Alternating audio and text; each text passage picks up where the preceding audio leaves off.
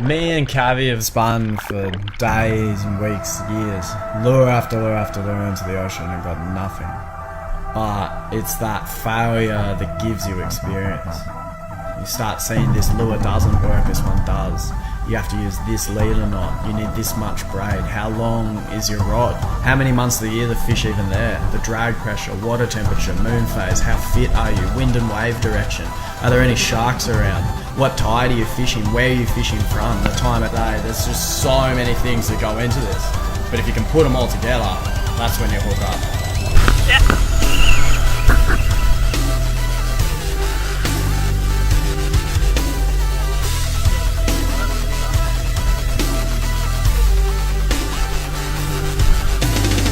I'd say we spin 5 days a week for about 8 hours a time, and a lot of that you don't even see fish. You're just casting a super expensive shiny thing into the ocean and winding it back. You learn that the most important factor is time. There's a lot of angry wives and girlfriends and families and friends that just don't understand why the land-based game fisherman does what he does. But I think on face it, there's something that says nothing easy is worthwhile. And if that's the case, land-based game with lures has to be the most worthwhile thing you'll ever do.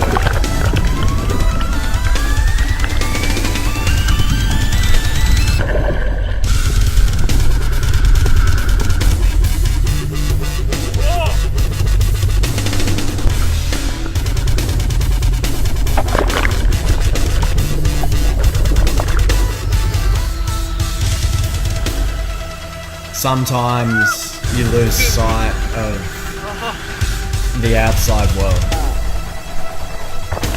You're so focused on that fish. You feel every movement it does, every head shake. You can feel which direction it's going. You can understand your leader's actually wrapped around one side of it, touching its dorsal fin and coming at you. It's a bad angle. What can you do to turn it? You start losing perception of everything else other than your connection to that fish. Why, Briggsy, watch out! Oh my god! What's that on?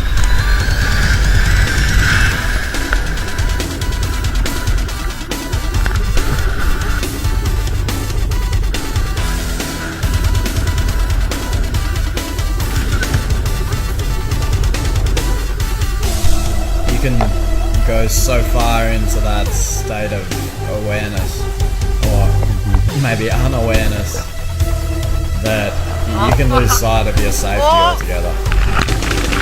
You forget what the waves are doing. You're so focused, there's nothing else in the world. And it happened to Cavi. I made me wait for this set. Hey, look out!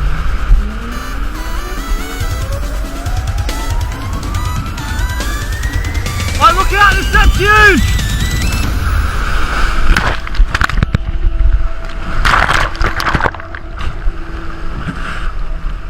You alright?